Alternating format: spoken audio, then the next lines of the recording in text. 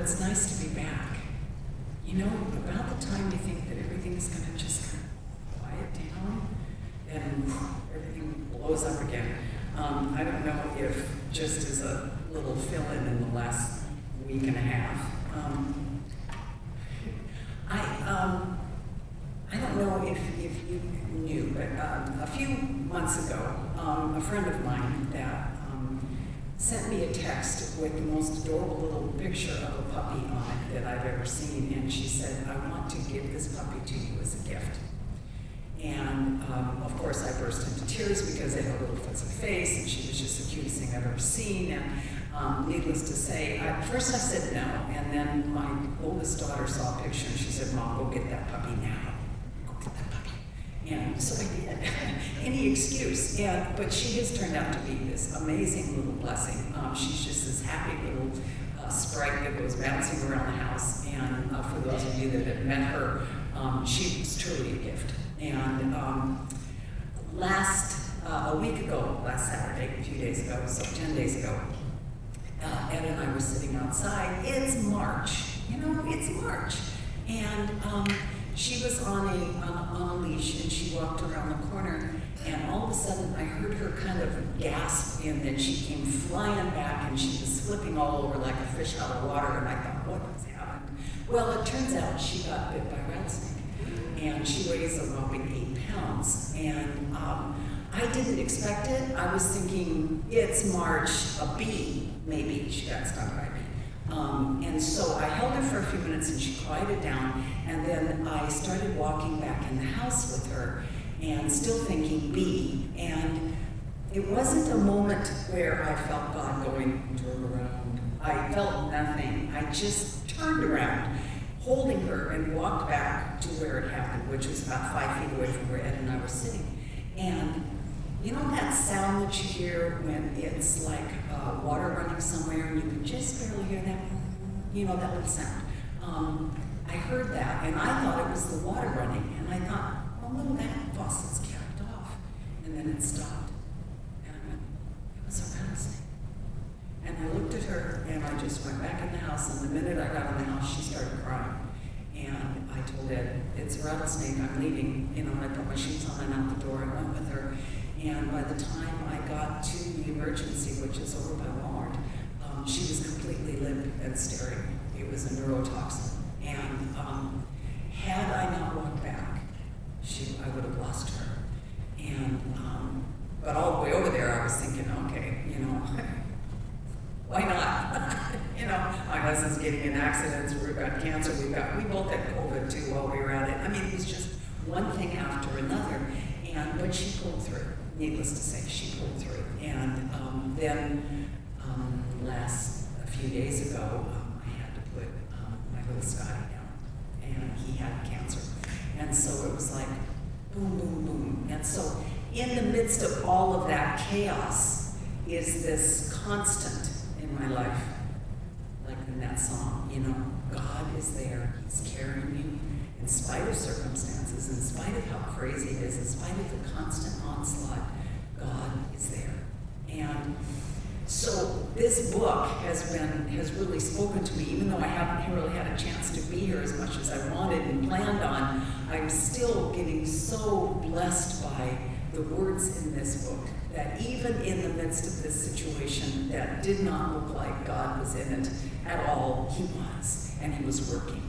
And just looking back, I was thinking about how, isn't it the little circumstances that come up? So the king just happens to have insomnia of the night of the banquet, and the court records read to him just happen to be the one that talk about Mordecai. And Haman just happens to come to the court when the king is contemplating. All of this, the setup of going on. I love this saying by this guy named John Levinson, and it's an old saying, and he says, a coincidence is just a miracle in which God prefers to remain anonymous. Isn't that great? He's anonymous. There's not coincidences. He's never mentioned in the book of Esther, and it seems like he doesn't speak or act in any way that you can put your finger on in the story. There's no burning bushes, no miracles by the sea, and yet by the end of the book you know, because God's people are saved yet again from the enemy, and they are defeated. So let's look at chapter 7. It says, so the king and Haman went to dine with Queen Esther, and on the second day at the banquet of wine, the king again said to Esther, what is your petition, Queen Esther? It shall be granted you. And what is your request? Up to half of my kingdom, it shall be done. He was so impressed with this young woman. And that was such a God thing, that favor had been shown to her because of the Lord. And so it's the second banquet on the second day. And he says to her, and this is the third time he's asked, what is this? What is this? Timing is everything. I've learned that in my life, in my marriage, in my family, with my children, with friends, that you might have a truth that you need to share with someone, that you want to share with them, but timing is everything. If you share it at the wrong time, there's no impact, positive or negative. Sometimes negative if you share it at the wrong time. So waiting and trusting on the Lord at times to share even a truth with someone that you love is really important. I've held things for weeks at a time when I was just chomping at the bit to share it, and finally all of a sudden you feel that release from the Lord. Now they're ready. Now I've said the right things to them. I've done the right things. The situation, the circumstances are perfect. Share it now. So here it is. So she says to him after the second day of the second banquet and the third request, she answers him, if I have found favor in your sight, O king, and if it pleases the king, let my life be given me at my petition and my people at my request. Boom. I love that. In Exodus 7:16, Moses said something very similar to Pharaoh. He said, let my people go. For we have been sold, my people and I, to be destroyed, to be killed, and to be annihilated. Had we been sold as male and female slaves, I would have held my tongue, although the enemy could never compensate for the king's loss. Haman had bribed the king to annihilate the Jews. The enemy had come in once again, trying to stop the flow of history. He did not want the Messiah to be born. And again he tries through history, and again he fails. But Haman did not realize. He didn't have all the facts. He didn't know the queen was also a Jew. And when King Ahasuerus answered and said to Queen Esther, who is he and where is he who would dare presume in his heart to do such a thing? And Esther said, the adversary and enemy is this wicked Haman. So Haman was terrified. Can you imagine? He's gone from thinking that he is the favored one, and that he's got this amazing cushy spot and everything's falling his way. He's got the gallows built. He's got everything all set up so that he will be, lifted up. And boom, just like that, it all just disappears right in front of his face. Then the king arose in his wrath from the banquet of wine and went into the palace garden. But Haman stood before Queen Esther, pleading for his life, for he saw that evil was determined against him by the king. He knew at that moment that it was all over with. So here was the man, as Jen brought up to me this morning, Jen Conley. This is the man that had been so angry because this Jew, Mordecai, would not bow before him. And now he is pleading his case not only before a Jew, but a woman. Isn't that? It's just so like God to bring up and to elevate those that have been brought down. The king arose in his wrath. He needed to think this through. He simply couldn't believe that Haman would do such a thing. Have you ever been in that situation where someone that you trusted implicitly, all of a sudden you realize something's not right here? And the first thing that happens is we get angry. It's like, how could you do this to me? And the queen had pleaded for her life, and he believed his queen. He needed time to cool off a little bit, so he goes outside to just cool down and think it through. His trusted advisor, his prime minister, had betrayed him. When the king returned from the palace garden to the place of the banquet of wine, Haman had fallen across the couch where Esther was. Then the king said, will he also assault the queen while I am in the house? As the word left his mouth, they covered Haman's face. He had fallen across his couch. He was begging for his life. He was getting nowhere. He's just, can you see him? Just climbing like a worm, just please, please, begging for his life. He knew what was happening. So he starts pulling himself off the couch. It was a custom in those days to recline on these couches. So Queen Esther is reclined, and here comes Haman climbing up the couch at her. And about this time, of course, the king walks in. And so he was clawing, like I said, and frightening her couch. He was beside himself with fear and panic. It had completely taken over. He was blinded by the anger, and the king saw this and interpreted it as an act of violence against Esther. It just made it even worse, To even touch the queen's couch was a crime that was punishable by death, or to be alone with the queen was punishable by death. He panicked and he threw caution to the wind and did both. He should have followed the king out, but he didn't. He stayed there with the queen, which was not right. So the king says, "What is this man trying to do? He's also attacking my queen." Now, Harbona, one of the eunuchs, said to the king, "Look, the gallows, 50 cubits high, which Haman made for Mordecai, who spoke good on the king's behalf, is standing at the house of Haman." Then the king said, "Hang him on it." One of the eunuchs said to the king, so the king doesn't even have to issue the order. The eunuchs were there, they were waiting. He comes in from the garden, he sees what's taken place, and those that were standing there knew what to do. They didn't make a move until the king spoke, and at that point, they moved. And we should be that way too. We don't make a move until our king speaks to us, and then we're on it. They were simply standing and watching and waiting. And the king spoke, and they stepped up, and they hung Haman on the gallows that he had prepared for Mordecai. Then the king's wrath subsided.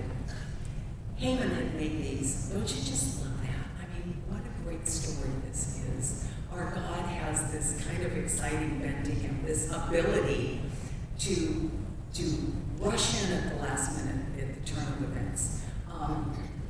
We've all seen it in our own lives at times, and we've seen it many times in Scripture. It's at the last moment that everything comes into focus. It seems that all was lost, but God turned it all for good. He uses the very thing that seemed like evil, didn't he? And he used it as an instrument of good. Over and over we see that in Scripture, and if we look back at our lives, we can see that, can't we? The thing that maybe even the enemy meant for evil, God turns it to good. I love that. We always say, well, he makes lemonade out of lemons. He really does. He really takes horrible situations and horrible circumstances and turns them for good. And so that should be a lesson to us when we are walking into a horrible situation and a horrible circumstance, to go, I know he's going to turn this for good somehow, so I'm going to look for the good. And that changes our mindset anyway, which is wonderful for us. In the midst of the worst of circumstances, you can turn and go, but God's going to use this. He's going to use it. I wonder how he's going to use it. And your mind begins to turn towards good. We lift our eyes to the hills where we know our help comes from, and we know who made heaven and earth, and we know who is in control. And that's such an important principle in our lives, because lady, the hard times are going to come. I can testify for that right now. It's been 2.5 years of the craziest thing that I have ever experienced in my life. I mean, we went from him needing a surgery, and then me getting cancer, and then not just one cancer, 2 cancers, 4 surgeries later. I come out of the hospital 2 days later, my husband goes in and almost dies. And then we get through that, and it's a long road back, and we're starting to do okay, and we both get COVID. And we get through that, and then he gets hit by a car, and he almost dies again. And I'm like, twice in 1 year, I almost lost my husband. And I almost lost my own life. And yet, God turned it all for good. So we think we're kind of done with it, and then my dog gets bitten by a rattlesnake, and then my other dog dies. And it's just boom, boom, boom, constant. And in the midst of that, I'm looking and going, he's going to turn this for good. Somewhere in the midst of this is going to be good. And I've seen good come out of it. I've seen good come out of it in my own life, and I've seen good come out of it in the lives of others as they watch. And I love that is a principle that is spoken of so strongly here, that is so vital for us as Christians in order to maintain the the right attitude and be that witness to those around us. We have to be able to look at the bad situations and know that God will turn it for good. That He will turn it for good. This is an amazing story. He uses the worst of the situation and He turns it to good. It seemed that all was lost in this situation, and He even used an evil thing for good. It doesn't have to just be maybe this can turn. It can be just downright bad, and it can still go for good. Isaiah 54:17 says, "No weapon forged against you shall prosper, for this is the heritage of the servant of the Lord." That is your heritage, ladies. To see the bad and to walk through the bad and the pain and the suffering and the loss and the frustration and the hurt and everything else, and still know that good will come from it, because that's the God we serve. Moses at the Red Sea in Exodus 14:9. He leads the people down this long, narrow valley to the edge of the Red Sea, and they stop to look at him. And they're not looking at the cloud. And it says they looked back and they saw the armies of the Pharaohs coming. Exodus 14:10 says, "And when Pharaoh drew near, the children lifted their eyes and beheld. The Egyptians marched after them, so they were very afraid. And the children of Israel cried out to the Lord. Then they said to Moses, 'Because there were no graves in Egypt, have you taken us away to die in the wilderness? Why have you so dealt with us to bring us up out of Egypt? Is this not the word that we were told you in Egypt, saying, let us alone, that we may serve the Egyptians? Let us stay in this bad spot. For it would have been better for us to serve the Egyptians that we should die, and that we should die in the wilderness.' And Moses said to the people, 'Do not be afraid. Stand still and see the salvation of the Lord, which He will accomplish for you today. For the Egyptians whom you serve today, you shall see again no more forever. The Lord will fight for you, and you will hold your peace.' And the Lord said to Moses, 'Why do you cry to me? Tell the children of Israel to go forward.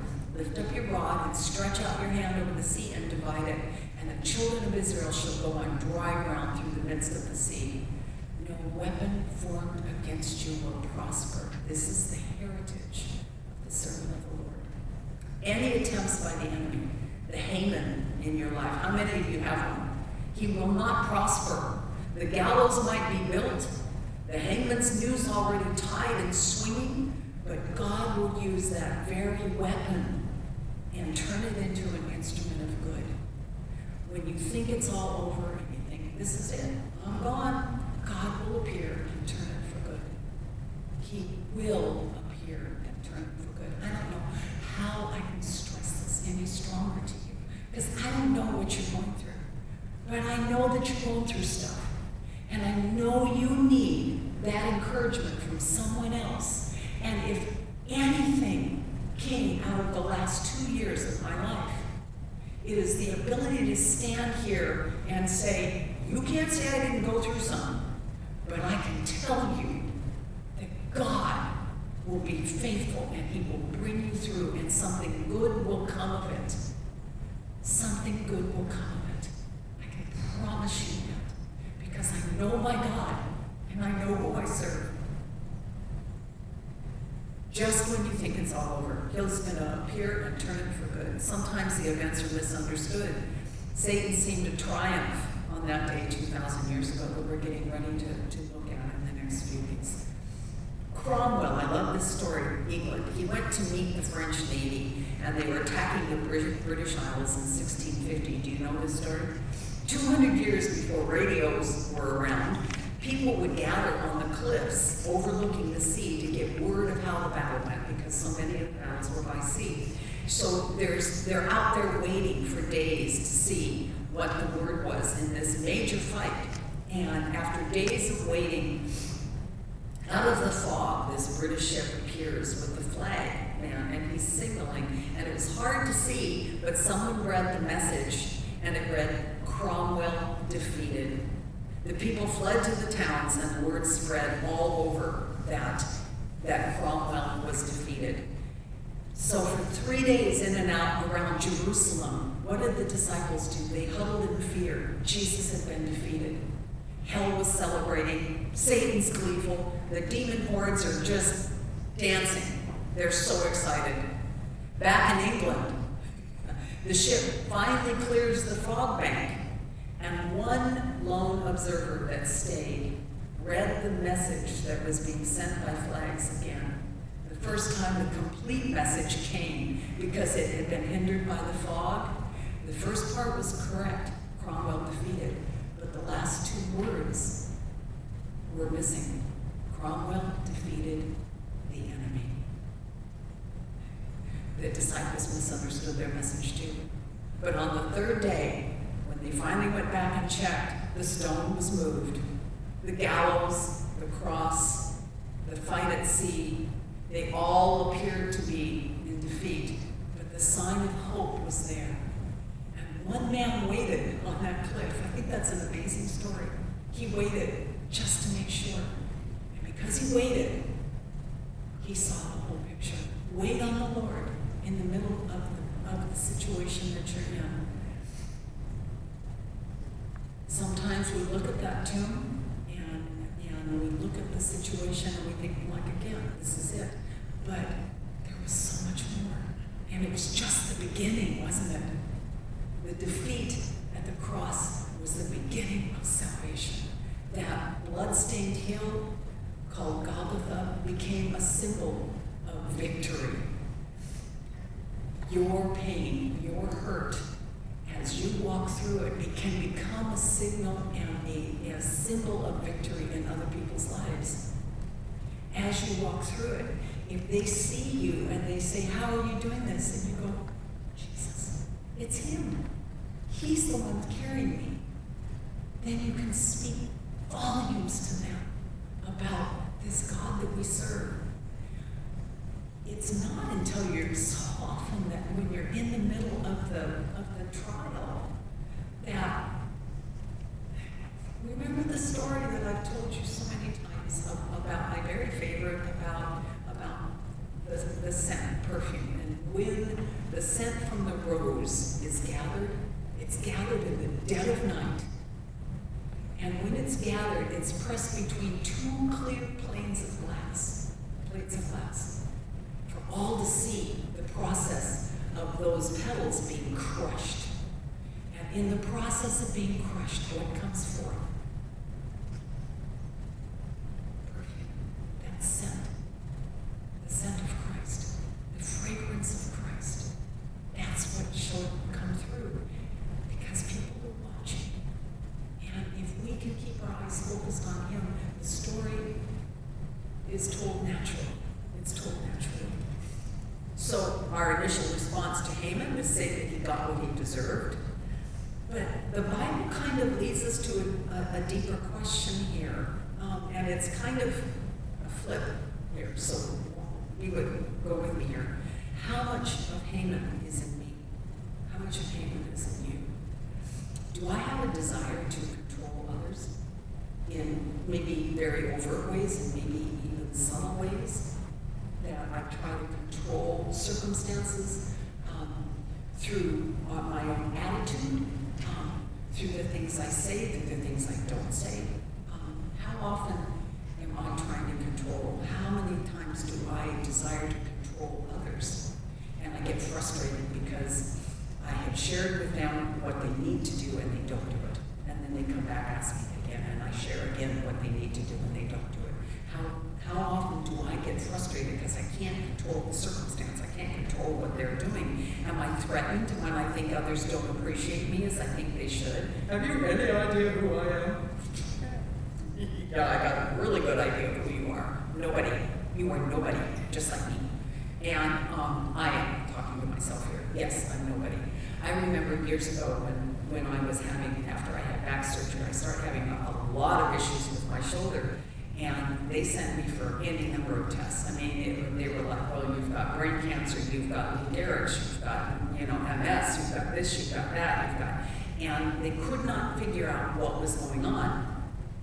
And I remember sitting for yet another MRI going, why, God, why are you doing this to me? I've spent my life serving you. I accepted you as a young girl, and I recommitted as a young girl, and I've walked my whole life trying to serve you. Why are you letting this happen? Why me? And as clear as I've ever heard him speak to me, he said, why not you? I went, oh, you're right. Why not me? I'm nobody. I'm just a girl, just trying to do it. Why not me? Why not you? So that concept of thinking, you don't appreciate me as I deserve to be appreciated. Do I seek revenge when I'm being attacked, when my pride is attacked, when somebody has falsely accused me or assumed something about me that isn't true? And do I get angry and try to fix you kind of a thing? I'll tell other people about what you said about me, and so that they'll be on my side. Do I seek that revenge? Those are hard questions. I don't want to be a Haman. I want to look for those things in my life and try to weed them out. I'll let God go hang that part of Haman on the gallows for me. God's promises are faithful. God is faithful. If he could redirect this huge world stage and make something happen here, like at the beginning when we talked about God setting a whole thing going on the world stage, if he can do that and control kings and princes and armies, he can do what I need. He can do what I need. He will continue to be faithful to us. Romans 11:17 through 24 talks about it. God saves people not only through direct intervention, he also saves them through wisdom and courage. In this case, through Esther and Mordecai, he saved the nation. Perhaps sometimes you might come to a place in your life for such a time as this. God can use you in the midst of different circumstances. Sometimes in our jobs, in our life, in the situation we find ourselves in, we need to find that courage that Esther and Mordecai had, and that's to follow the call. Sometimes there's a direct intervention, sometimes there's not. Sometimes we don't get the burning bush or an obvious miracle, but most days, like Esther, we don't get that. But most of the time, as a friend of mine said, God is subtle to a fault. And yet, if we have the eyes to see and ears to hear, we may be able to discern in our lives where God is acting and where God wants us to go. The question isn't whether the things that happen to you are chance things or that they are things because, of course, they are both at once, often.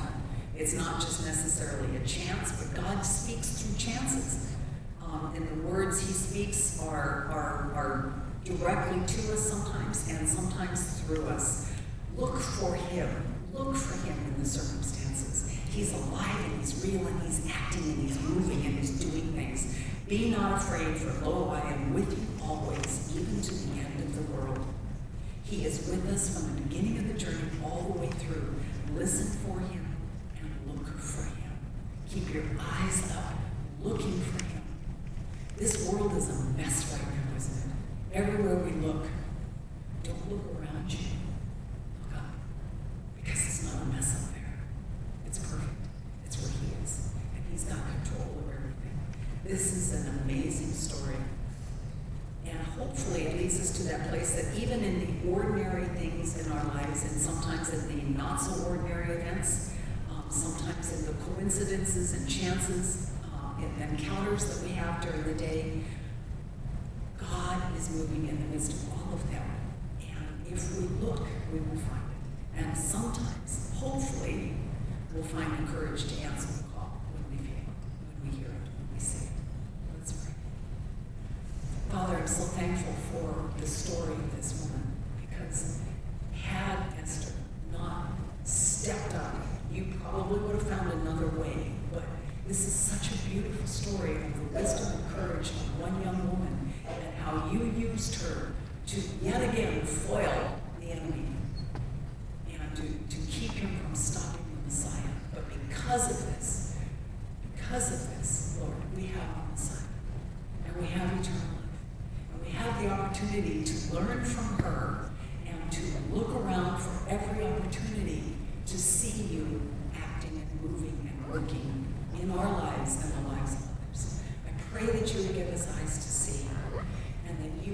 us to walk through whatever circumstances we're in right now and to see you working in them and through them.